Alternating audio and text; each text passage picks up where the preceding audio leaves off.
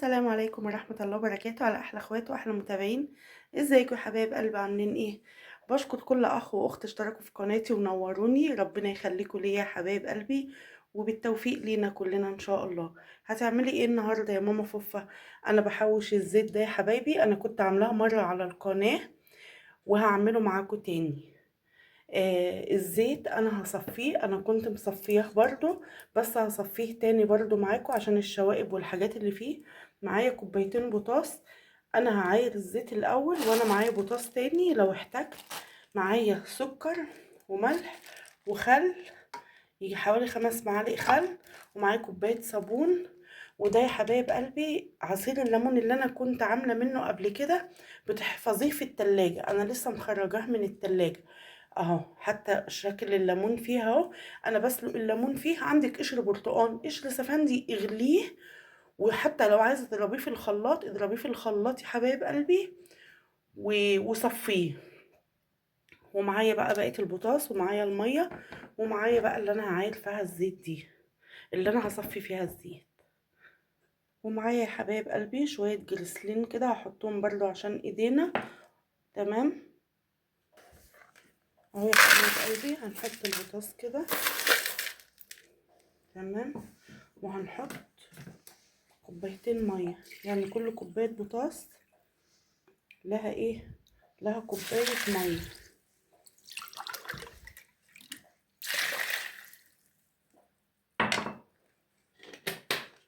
هصفي الزيت الاول بقى، انا هركنه بقى كده على جنب.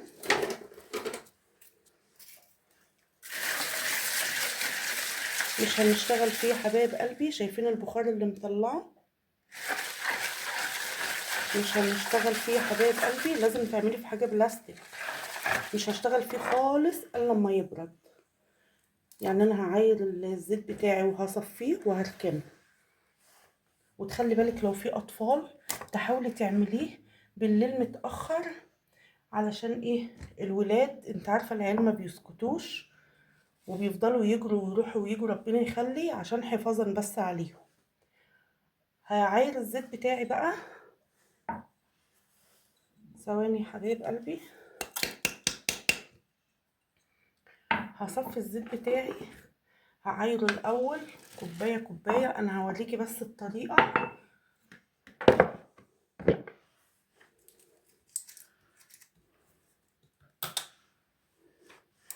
انا هعاير كوبايه كوبايه كده. هو انا مصفياه، يعني انا هعاير ده على طول، لان ما شاء الله هو ما فيهوش حاجه. الزيت قدامكم اهوت ما شاء الله.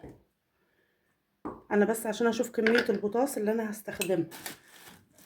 كل 8 كوبايات زيت عليهم كوبايتين بوتاص. زودتي بقى زودي البوتاص وزودي الميه. ادي 2 3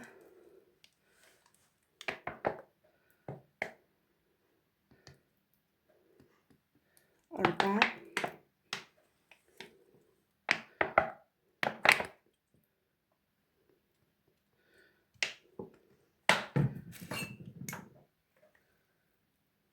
كده 5.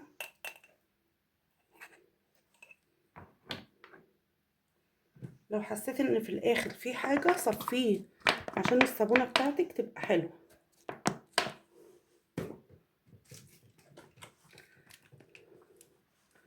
هعايرهم بقى كلهم واقول لكم كام في الاخر.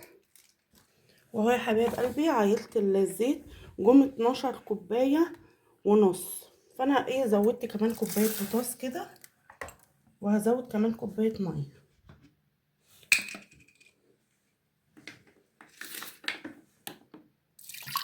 اهم حاجه يا حبايبي تبعدوا عن البوتاص، لانه اصلا عشان اللي عنده حساسيه على صدره ولا حاجه غلط. شايفين البخار اللي بيطلعه؟ هسيبه بقى لما يبرد خالص يا حبايبي، لان مش هقدر اشتغل فيه نهائي وهو كده، علشان الصابونه بتاعتنا تطلع حلوه. وادي معانا العصير اللي انا كنت عاملاه قبل كده برضه، علشان الحاجات اللي فيه دي بتاعت الليمون هنصفيه. ده من الزيت لما انا كنت مصفياه.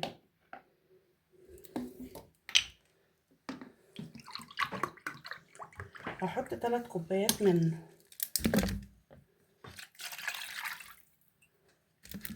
عشان تبقى حاجتنا جاهزة لما البوتاص بتاعنا يبرد ابتدي اشتغل فيه على طول.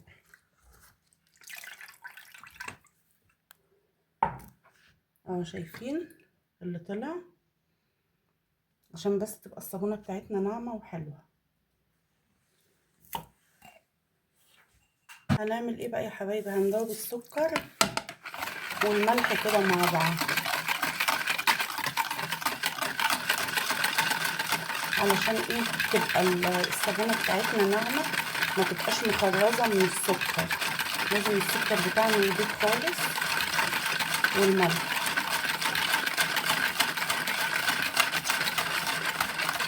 وهنحط عليهم الخل بتاعنا عشان يبقى ايه اهي تاني يا حبايب قلبي. بعد البوتاص بتاعنا ما برد وزودت كمان كوبايه صابون. يلا يا حبايب قلبي، بسم الله الرحمن الرحيم. وانت بتحطي يبقى بالراحه. اهو شايفين السكر داب اهوت والملح علشان الصابونه بتاعتنا تبقى ناعمه وحلوه. وادي معانا برضو شويه الجليسرين علشان ايه؟ ايدينا. بسم الله الرحمن الرحيم. ودي يا حبايب قلبي الزيت بتاعنا اهو. هتحطي واحده واحده كده.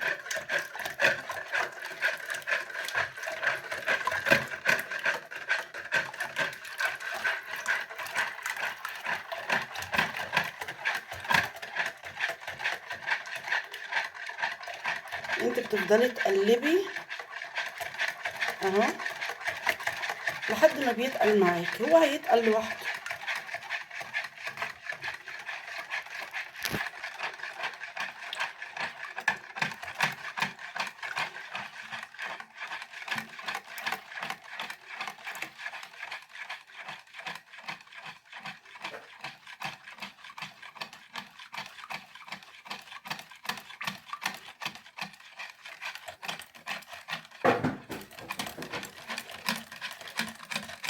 اهوت يا حبايب قلبي، هو بدأ يتقل معانا اهو. لو تلاحظوا شايفين، نحط بقى الصابون ده. الصابون ده بيخلي الصابونة تفتح.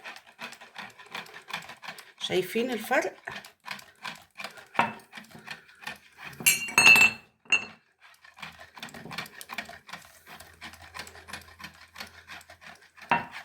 اهوت يا حبايب قلبي، شايفين الصابونة فتحت ازاي وبقت جميلة؟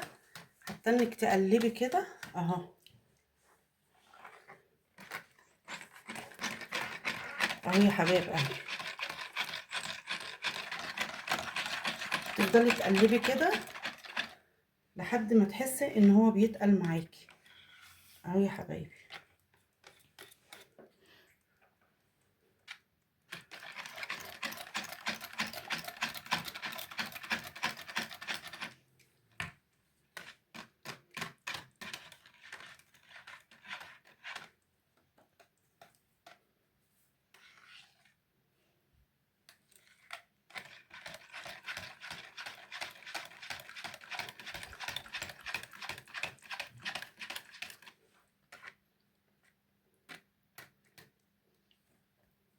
اهو يا حبايب قلبي، شايفين ما شاء الله تقل ازاي وبقى جميل.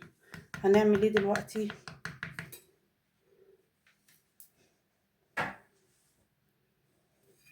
معانا شايفين علب الزيت اللي انا بحوش بتاعه الزيت دي كده وبقطعها علشان ايه؟ تاخد الشكل الجميل. المره اللي فاتت انا كنت عاملاه في ايه؟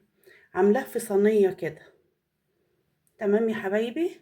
ليه انا حطيته كده؟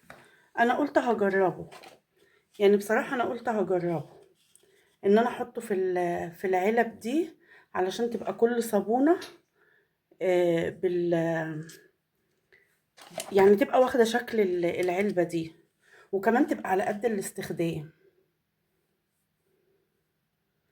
هخلصه بقى يا حبايب قلبي وارجع لكم. ويا حبايب قلب العلب اللي بتيجي في الاكل الجاهز بتاعه السلطه وبتاعه الطحين، انا بغسلها بصراحه وبشيلها. انا حبيت برضه اوريكم الاشكال دي، ان انت برضه لما يبقى عندك حاجه ما ترميهاش. رايكم بقى يا حبايب قلب ماما فوفا؟ قولوا لي بقى ايه رايكم في الجمال والحلاوه دي؟ شايفين الكميه اللي انا عملتها؟ ومن ايه؟ من شويه زيت كنت بترميهم او تبيعيهم. اوعي تبيعيه لانه بيرجع لك تاني، وده كله بيأثر على صحتنا وصحه ولادنا. اوعي تفتكري انها شطاره ان انت بتبيعي الزيت المستعمل، بالعكس والله، ده انت بتأذينا وبتأذي غيرك وبتأذي نفسكوا كمان. استخدميه زي كده اهو يا حبايب قلبي. هتعملي ايه بمكونات موجوده في البيت؟ اللي انت هتشتريه من بره هو يا دوبك البوتاص بس اللي انت هتجيبيه من بره، انما كل حاجه متاحه عندك في البيت. متاحه عندك ايه؟ الزيت المستعمل، متاح عندك الخل، الملح، السكر، الصابون السائل، شويه جليسلين، قشر البرتقال بيترمي في الزباله، هتستخدميه برضه وتعملي اعاده تدوير لاي حاجه. يعني شايفه العلب دي كلها انا محافظه عليها اهي يا حبايب قلبي. كانت بتاعت اكل بجيبها وبغسلها وبشيلها لاي حاجه. مثلا عاملين اكل بره، الولاد بياخدوا اي حاجه مخللات او اي حاجات معاهم في المدرسه، بتنفع يا حبايب قلبي اهو يا حبايبي. مفيش حاجه، اوعي ترمي اي حاجه. احنا في وقت دلوقتي ما ينفعش ان احنا نرمي فيه اي حاجه. ورجعت لكم يا حبايب قلبي، شايفين الصابون؟ الصابونه عامله ازاي؟ انا عشان ايدي مبلوله اهو. كفايه ان انت تبقى العلبه، حتى لو انت هتقفلي العلبه كده وترصيهم وتشيليهم اهي يا حبيبه قلبي اهي. هترصيهم كده وتشيليهم اهو. وادي التانية برضو اهي اهي، ولا اجمل ولا اروع من كده. وادي التانية اهو بتاعنا اهو. هتمسكيه تقطعيه كده بالحجم اللي انت عايزاه، يعني شوفي انت عايزه الحجم بتاعها ايه اهو. عايزاها حتت كبيره، عايزاها حتت صغيره، دي حاجه ترجع لك انت. واللي هتعملوا مشروع بقى ما شاء الله هيبقى جميل جدا اهو يا حبايب قلبي. قولوا لي ايه رايكم بقى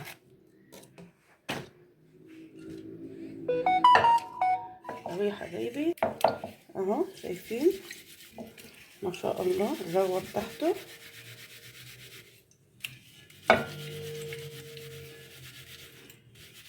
هندعك بقى الحله. شايفين الحله دلوقتي عامله ازاي؟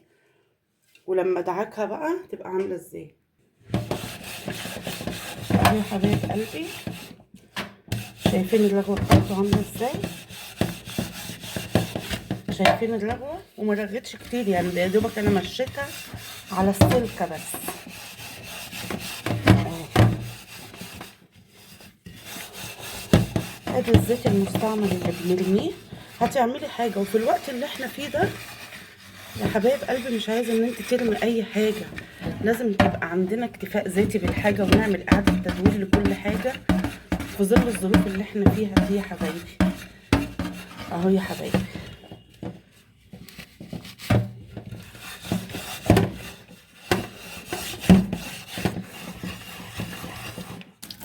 اهو يا حبايب قلبي.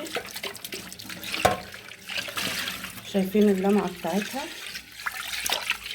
ايه الجمال والحلاوه ده يا حبايب قلبي. اللايك الجميل والاشتراك في قناتي عشان يوصلكوا كل جديد، وانتظروني في فيديو جديد ان شاء الله. والسلام عليكم ورحمه الله وبركاته.